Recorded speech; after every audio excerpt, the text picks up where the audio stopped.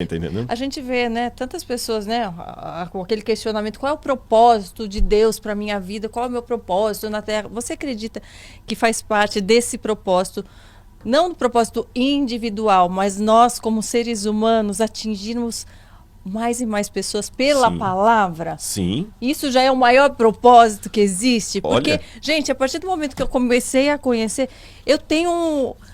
Eu não sei nem que palavra usar, é uma ansiedade para que as Fome. pessoas enxerguem, para que as pessoas enxerguem o que eu estou enxergando. Tem tanto que eu vou enxergar, mas, gente, enxerga um pouquinho do que eu estou enxergando, que vocês vão ver que é tão bom. Eu tenho... É Isso desesperador isso. Mas é lindo. Eu falo, gente, Isso é e não lindo. é porque o mundo está acabando, porque esse preenchimento é tão maravilhoso. Que eu falo, como a pessoa não quer nem tentar, ela não quer nem tentar sentir isso, e não é porque eu sou maior, eu que aquilo vai ser bom para ela, não é para mim. Eu vou ler duas passagens da Bíblia. Uma que eu já ia ler e a outra que tem a ver com isso que eu estou acabando de ver aqui. Ai. A passagem, Jesus falou o seguinte, Mateus capítulo 24, verso 14. Tudo que ele falou de sinais da volta de Jesus, você citou o fim do mundo aí, Jesus fala assim, ainda não é o fim. Quer ver? Quando ele falou em Mateus capítulo 24, para quem está em casa, o capítulo 24 de Mateus é o pequeno apocalipse de Mateus. Os discípulos perguntaram, Senhor, quando serão essas coisas e que sinal haverá da tua volta e do fim dos tempos? Aí Jesus começa a responder para eles assim, olha, cuidado que ninguém os engane.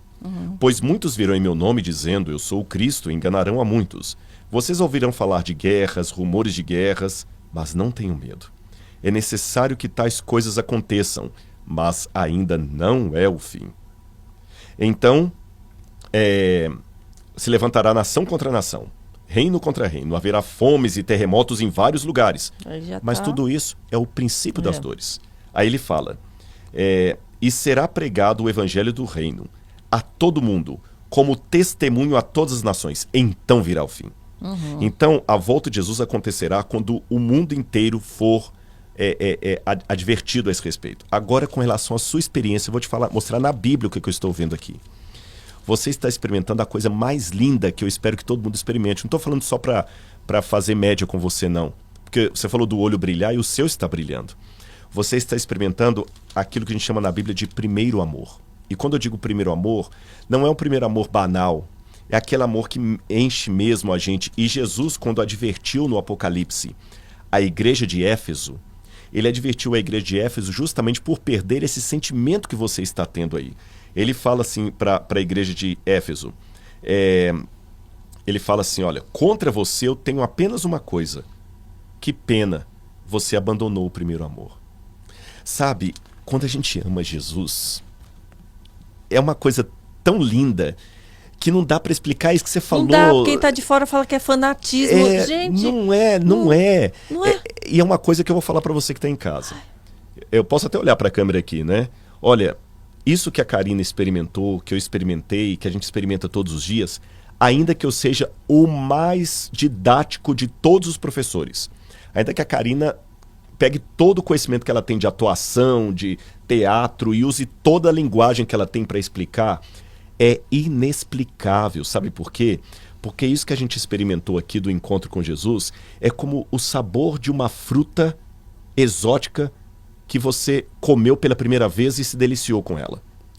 Aí você volta, quando você experimenta o sabor de uma coisa muito gostosa, a primeira vontade que você tem é qual? Nossa, eu queria tanto que alguém experimentasse, que alguém que eu amo. Por exemplo, vamos supor que você vai para uma viagem lá para Turquia e lá eles te dão um doce turco que você nunca viu no Brasil. A primeira coisa que você pensa é no seu esposo e no seu filho. Nossa, gente, eu queria que...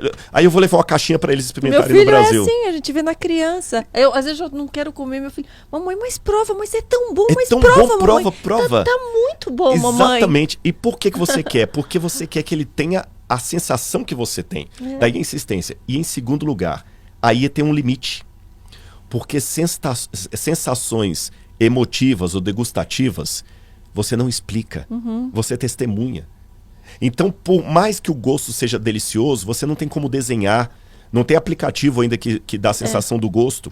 Você vai falar assim, mas como é que é esse doce, mamãe? Ah, filho, assim, lembra um pouquinho laranja, mas não é laranja, é uma mistura de laranja com canela. Mas você tenta achar palavras, mas não as encontra. Aí, quando você se rende a falta de vocabulário para descrever o que você está sentindo, você só fala o seguinte, quer saber? Tá aqui. Come. Você vai ver que é gostoso. O que você faz para ansiedade? Eu falo, tá aqui. Eu fico, o que você sugere para não sei o quê? Sugiro a Deus, sugiro Cristo. Exatamente. Eu tô sendo, às vezes, tão repetitiva. Gente, eu sou muito repetitiva nas redes sociais. Mas eu vejo a resposta para tudo. Para todos os meus questionamentos, para todas as minhas dores, para todas as minhas alegrias. Para tudo eu encontro em Jesus, encontro na Bíblia, encontro na palavra. E então, às vezes, cada dia eu quero falar de um assunto, mas eu acabo caindo sempre. Porque a boca fala do que o coração está cheio. E olha, e ser repetitiva, todo mundo que está nos assistindo cresceu ouvindo para beber Coca-Cola e ninguém acha ruim e toma Coca-Cola até hoje. Que é coisa mais repetitiva do que propaganda de refrigerante?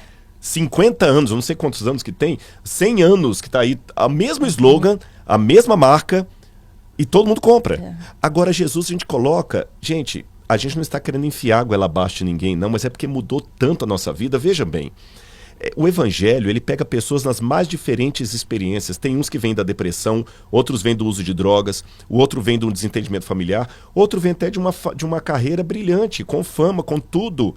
E olha, eu louvo a Deus por sua vida, Karina. E eu espero, em nome de Jesus, porque tem uma coisa muito bonita também, que a gente pode fazer... Amigos fazendo amigos para Deus. Eu posso ler uma passagem que me chamou muita atenção? Sim. Olha que bacana, gente. Por que a gente está usando tudo para poder levar vocês para Jesus? Olha o que acontece. Você vai entender. No Evangelho de João, quando fala que Jesus era o verbo que ele veio aqui, a Bíblia fala que o verbo se fez carne e habitou no meio de nós. Aí Jesus, quando começou a pregar, interessante que ele não falou para as multidões. Ele procurou João Batista, que era um parente ali relativo. João Batista era filho de Isabel, que era parente de Maria, mãe de Jesus. Aí, quando João Batista vê Jesus e o batiza, o Evangelho de João, não João Batista, João o apóstolo, conta o seguinte. No dia seguinte, viu João Batista Jesus se aproximando. E ele disse, vejam, é o Cordeiro de Deus que tira o pecado do mundo. No dia seguinte, João estava ali novamente com 2 de seus discípulos. Quando viu Jesus passando, disse, vejam, é o Cordeiro de Deus. Ouvindo dizer isto, os 2 discípulos seguiram Jesus. Olha o esquema. Jesus vem, ele se revela primeiro para João Batista, que era primo, ou parente distante ali. João Batista testemunha ou evangeliza quem? 2 discípulos. Aí os discípulos vão atrás de Jesus. Um era André, o outro era João. Aí faz o seguinte, no dia seguinte, quando os discípulos estavam indo atrás de Jesus, né, fala assim, um deles era Simão, era André, irmão de Simão Pedro. Esse André foi até Simão e falou assim, Simão, achamos o Messias. Simão veio ver quem era o Messias. No dia seguinte, Jesus decidiu partir para a Galileia, quando encontrou Filipe e disse-lhe, segue-me. Filipe, como André e Simão Pedro, também era da cidade de Betsaida. Vocês estão percebendo que são pessoas sempre próximas? Sim. Jesus procurou João Batista, que era parente dele. João Batista levou 2 discípulos dele. Um dos discípulos falou com Pedro, que era irmão. Aí Pedro falou para o Filipe, que era da mesma cidade. Aí Filipe falou para Natanael, que também era da mesma região. Então, é um elo do bem. Então, muitas pessoas vão conhecer a Cristo pelo nosso testemunho, porque tenha certeza disso. A minha vida talvez é a única Bíblia que muita gente está lendo do lado de lá. Mas é maravilhoso esse testemunho. É lindo. Que você nunca perca, em nome de Jesus. Eu desejo isso para sua vida, Karina, sem demagogia. Eu aprendi muito uma coisa em Israel. Abençoar as pessoas. Isso volta para a gente. E eu, em nome de Jesus aqui, mais uma vez eu consagro a sua vida a Deus. Que Deus lhe dê porção dobrada, triplicada do Espírito Santo. E que você tenha, em nome de Jesus, é o que eu desejo para a sua vida, muitas pessoas te procurando e falando assim, a sua fala, o seu post, o seu podcast, sei lá o que você colocou, transformou minha vida. Inclusive colegas de profissão. Eu não sou profeta, nem filho de profeta, mas pode ter certeza que o que eu falei aqui foi do Espírito Santo de Deus para você. Amém. Amém.